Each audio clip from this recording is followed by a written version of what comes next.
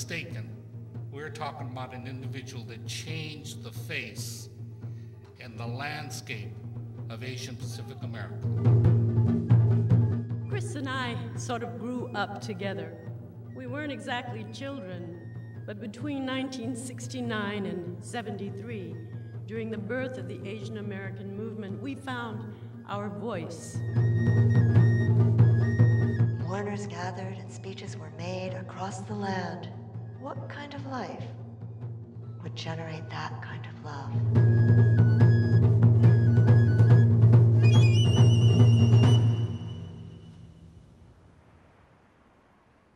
If no one told me, I wouldn't even have guessed he was in part of this monumental sort of struggle.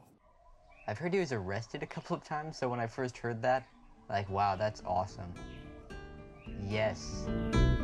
Foster children of the Pepsi generation, cowboys and Indians ride, red men ride. Hey, watching war movies with the next door neighbor, secretly rooting for the other side.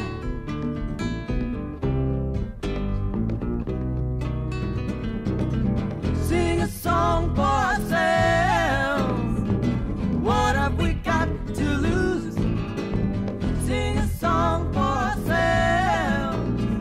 We got the right to choose. We got the right to choose. I was born on, where was I born? I was born in Manhattan. When Chris was about 8 years old, he was reading the Times already, and he saw this picture of a lynching. And he said, "Mom, what is this?" So we got into discussion about it. One of the first things that I did was to take Chris to Washington for the Martin Luther King address. That was one of the big days in that early life. Politics was always around because of my folks. And then the Vietnam War was just beginning. I was in the picket line against the war in 1965 or something. I remember we got beat up. And so that was sort of the beginning of, well, maybe I should join a peace group. And so I came to Columbia in the takeover years. Have you ever woken just before the day is broken? I remember spending a summer with the black students. But I remember when they took over, black students took over the building. I didn't go because I wasn't black, and so I was involved in the SDS part. But the problem with SDS is we're mostly white students, and I didn't feel at home there either. I was ready for something different. By yourself, you are just by yourself. Just look at my children walking hand in hand. Walking hand in hand. Chris and I were peers. He was a leader in the movement in the New York area, and I was a leader in the LA area. We looked at what Chairman Mao thought about art and culture. Art was a tool, it was a vehicle. Then out of LA, there was this thing happening where the culture and art became a way of expressing our politics.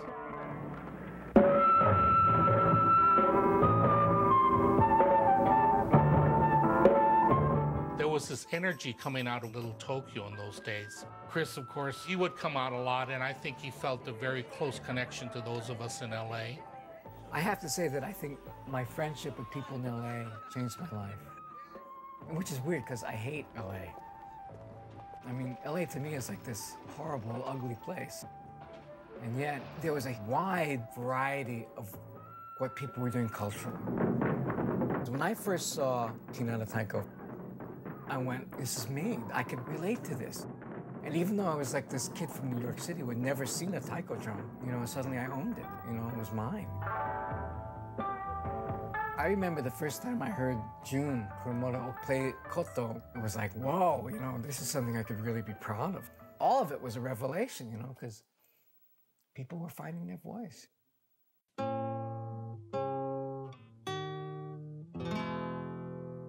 Even before I met him, Chris wrote a song called The Vietnamese Lament. For Asian Americans at that time, the Vietnam War was probably the most powerful magnet that illustrated who we were in this world and how we were treated. We saw images of people who looked like us, constantly being abused and annihilated. And this is one more that you will not win. My people won't run from your M16 skin. And you can't quell something that's rising within. Go away, you soldiers of khaki and tin. He was probably under 20 when he wrote this. The thing that Chris was able to do was to quickly grasp the heart of a situation and very poetically put it together. But he also had to have a groove to it. He could play in a very soulful way that I had never heard any Asian play like that. And I know that my answer will be bombs from the sky. And I know that my fate is to namelessly die. But I'll lift up my rifle with my last dying gasp. And I vow that this bombing will be the last.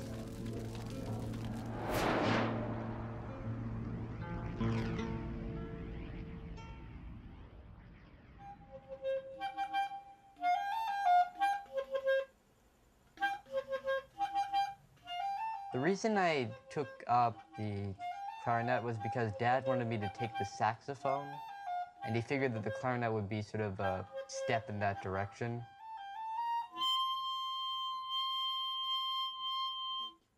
It's not cool. I mean, when you picture clarinets, you don't exactly picture people like Ozzy Osbourne or Dad. Things got a way of changing. On this you can rely. Like, I knew he could play guitar and he could sing. I just didn't know he was in a band or anything. When he started he did the comeback